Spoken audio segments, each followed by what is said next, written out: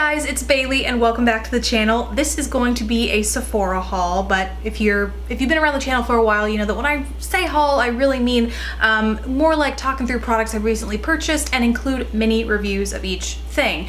I bought this stuff back when they had the 4 times points promo going on, and it's taken me forever to get through them just because I do like to try everything and really see how it wears to let you know whether or not I like it. So gonna be talking about quite a few things and give you my thoughts on all those, and let's go ahead and jump in. First things first, this guy.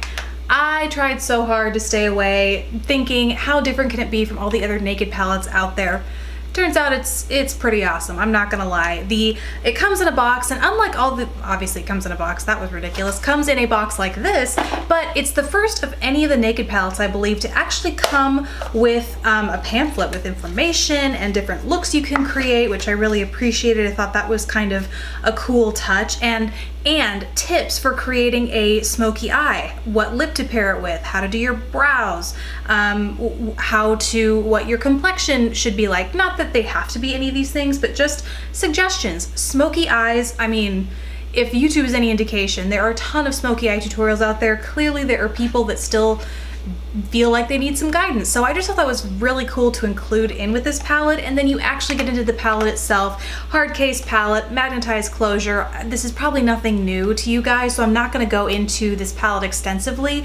More specifically, I'm not going to be doing comparison swatches because I feel like a lot of that already exists out there. What I'm going to be telling you is basically that it's awesome. The shadow quality is exactly what you would expect from Urban Decay. It's super smooth. There's a nice mix of textures here. You have matte. You have four matte shadows. No, 5 matte shadows. A cream, actually a lot of shadows that are very similar to the Naked Basics. Not identical, but very, very similar. 5 matte shadows and a mix of metallic and shimmery, and then some of these shades have micro glitter like Radar, which is kind of a chocolatey brown, and Armor, which is a gunmetal gray. The other thing that I really like about this palette is it is a mix of both brown tone neutrals and cooler, you know, bluish, grayish, purple even tone neutrals. There's just a really nice spectrum. One of my biggest gripes with the Naked 3 was that there wasn't enough contrast. I felt like I was getting a lot of the same looks, and that is not the case with this baby. It's awesome. It's absolutely awesome. And so instead of doing like a full-blown review with comparison swatches, what I want to do is a top 5 and under 5 of the favorite smoky palettes. Spoiler alert, this is going to be in it, but just getting to try this out made me realize that there are not a few palettes that are similar like this out there that offer that same kind of contrast. They're just ideal for creating the smoky eye, but they're not necessarily labeled smoky eye palettes. So thought it would be interesting to highlight some of those. But in the meantime, if you're wondering if this is worth its price, yes, it pretty much is. If you're a Naked fanatic and you're wondering if this needs to be added to your collection, I'm sorry to say it is. It's a real winner. In fact, I choose it over Naked 3. If you're wondering, which, yeah, totally this over Naked 3, even though they're not the same color palette at all. One's rose toned and one's this, obviously. I would choose this still. Next up is a new dual intensity eyeshadow from NARS. I already had 3 of this formula and I absolutely loved it. So when I saw one of the 2 shades that came out with the latest collection, I'm not sure if it's a seasonal collection or just a random partnership, but the shade is called Pasiphae, I think that's how you pronounce it. Beautiful is what it is. It's this coppery green, like limey green duochrome. I'm wearing that over a black base so you can get a feel, because you'll see it swatched over naked skin. You can see it swatched both wet and dry. The intensity is so high that there really isn't a difference between wet and dry in my opinion, but it has the same beautiful formula regardless, and because it has that duochrome, I really wanted to see how it performed over a dark base as opposed to just naked skin texture. Really impressed with it. I love that a black base anyway, because that's what I'm wearing today, brings out that green, but I'd love to see how a warmer base might bring out the kind of reddy or coppery undertones here. The other reason why I picked up this shade is because unlike Blue Brown, I think made most famous from MAC, but has been redone a ton ton across a bunch of different brands. This is slightly different than that in that it's green, less blue, and that the undertone is way less brick red and more so a true copper sort of thing. So it's really like the most unique duochrome I've seen recently, which is why I had to have it and would absolutely recommend it to anybody else who loves a good duochrome, or B, loves the dual intensity eyeshadow formula, because it's totally consistent with the line. Next up are shadows that are totally new to me, but from a brand that is quickly becoming a favorite, an absolute favorite, especially from Sephora. It's from Kat Von D, and these are the Metal Crush eyeshadows. I got 3 shades, wish I'd gotten more. I got Thunderstruck, which is this unbelievably, another duochrome actually. It looks like this pearlescent white in the pan, but when you swatch it, it has this beautiful light pink iridescence to it that really intensifies if you use it wet.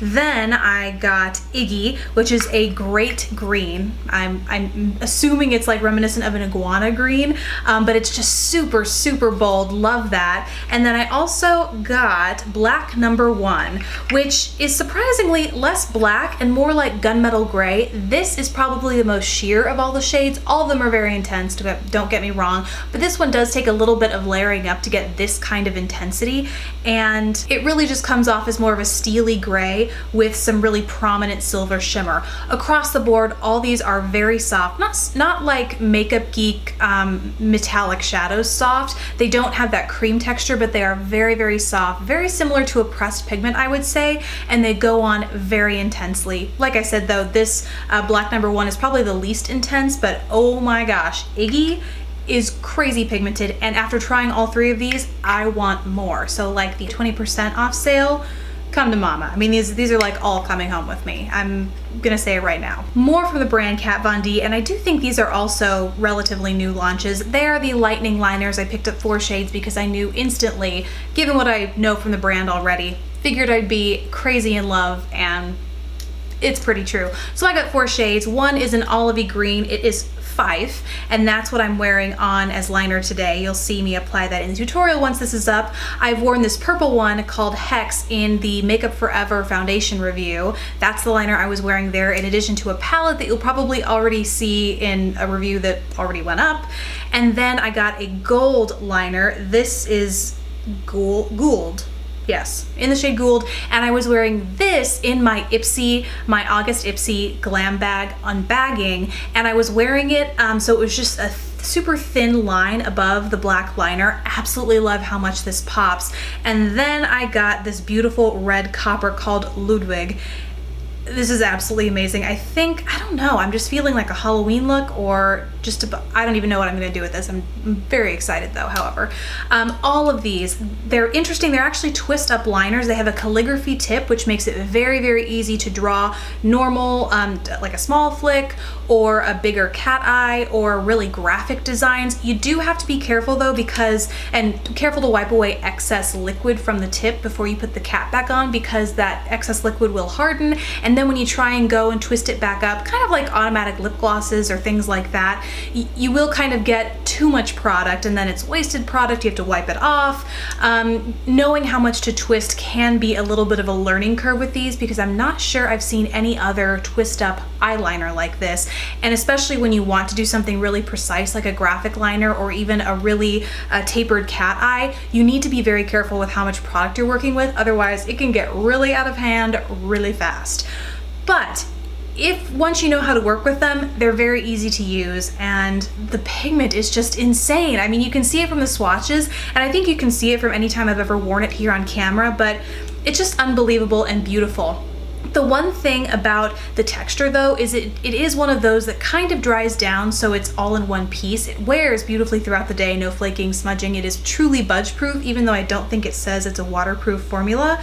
But it is one of those that will kind of dry into one solid looking piece of eyeliner that then when you take it off sort of flakes away, if that's any indication of the texture. It's not uncomfortable on the eye. It's a very thin formula that dries very quickly, but just to give you a better idea, it's not exactly like your average eyeliner texture or formula. Still, would highly recommend them, and will more than likely be picking these up with the next 20% off sale as well. 2 more products. I feel like I am blowing through these, but This is not my favorite product of the bunch. In fact, it's probably the one thing that I will return just because life's too short and there are too many other great products to buy. But this is the Laura Mercier Candle Glow Luminizing Palette, and when I saw this online, I should have gone into a store to like swatch it beforehand, because when I saw this online, I thought it was going to be very similar to an Hourglass Ambient Lighting highlighter. Just from the way it looked like there were very subtle variations in texture and finish.